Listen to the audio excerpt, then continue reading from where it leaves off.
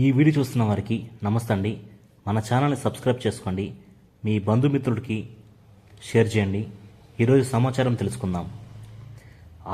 RTC విశ్రాంత ఉద్యోగులకు EHS ప్రభుత్వంలో విలీనమయ్యాక రిటైర్ అయిన ఆర్టీసీ ఉద్యోగులు మున్ముందు ఉద్యోగ విరమణ చేసే వారికి ఎంప్లాయీస్ హెల్త్ స్కీమ్ ద్వారా వైద్య సేవలు పొందే అవకాశం కల్పిస్తూ ప్రభుత్వం ఉత్తర్వులు జారీ చేసింది.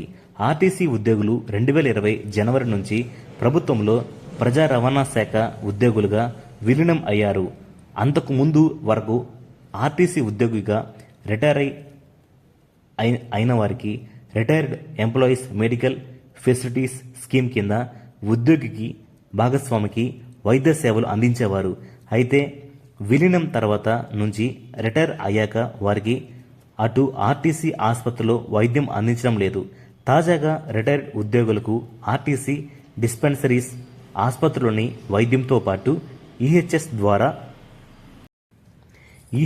ద్వారా నెట్వర్క్ ఆసుపత్రుల్లో వైద్యం పొందేలా అవకాశం కల్పించారు.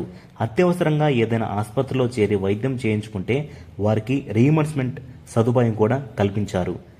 మన ఛానల్ సబ్స్క్రైబ్ చేసుకోండి. ఇటువంటి తాజా సమాచారం తెలుసుకోవచ్చు. Thank you.